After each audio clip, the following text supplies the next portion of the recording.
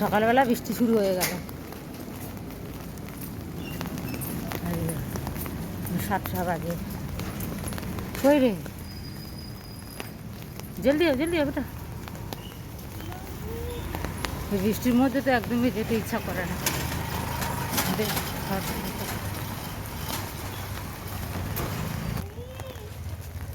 এটা গিসানি ওই যাচ্ছে, পুরো অন্ধকার, মনে হচ্ছে যেন ভোর 4টে বাজে।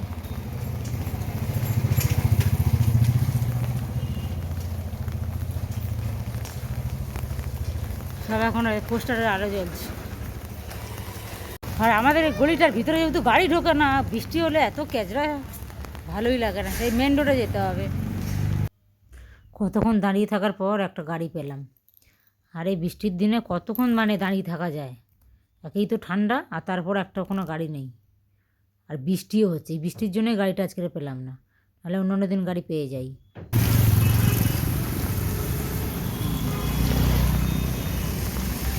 ঠান্ডাও সেই পড়ে যায় এই বৃষ্টি। তো মেয়েকে তো স্কুলে দিয়ে দিলাম, দিয়ে এবার বাড়িতে যাব। তো এতটা পথ তো আর হেঁটে যেতে পারবো না, অন্য সময় হলে হেঁটে চলে যাই, বা আমি ডাইরেক্ট ঘরে যাই, না পার্কে যাই, কিন্তু আজকে পার্কে যাব না, ডাইরেক্ট ঘরেই যাব। দেখুন না, একটাও গাড়ি পাচ্ছি না। দেখুন অবশেষে দাঁড়িয়ে থাকার পর একটা বাস পেলাম,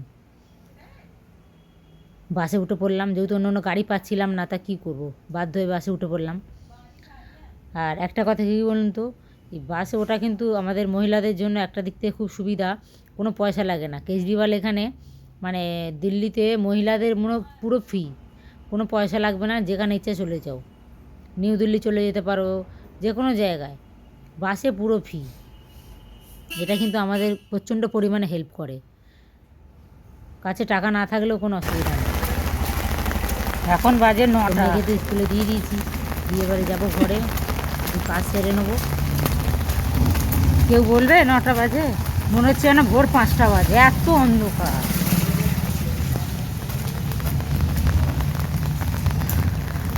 আজকের এই বৃষ্টি থামবে বলে তো মনে হয় না।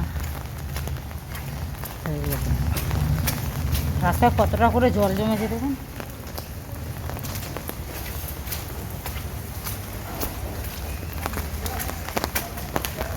সকালবেলা দরজা খুলেই দেখছি এত অন্ধকার, ভাবছি 7টা বাজলো কি বাজলো না, ঘড়ির কাঁটা তো ঠিক চলছে।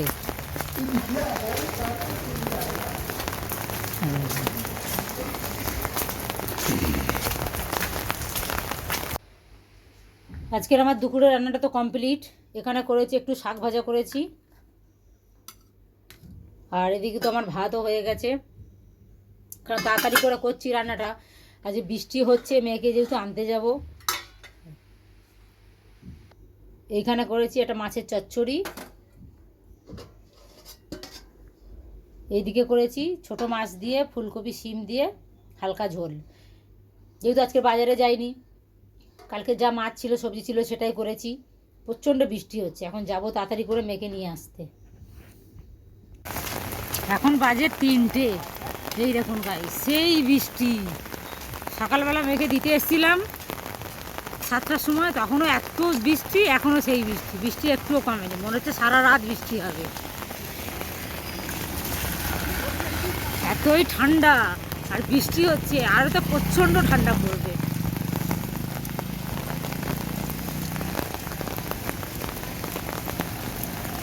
রাস্তাঘাট প্রচুর ভিজে গেছে, জলও জমেছে এক এক জায়গায় দেখছি।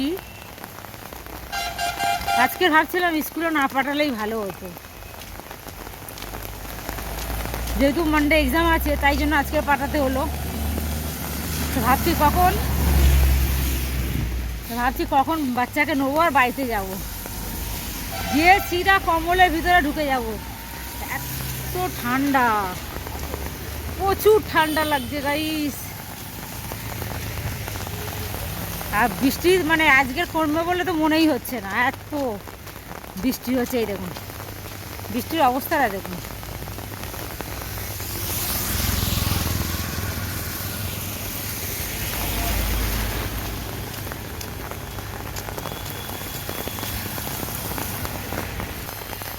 25শে ডিসেম্বরের আগের দিনে যেরকম বৃষ্টি হয়েছিল, আজকেরও সেরকম বৃষ্টি।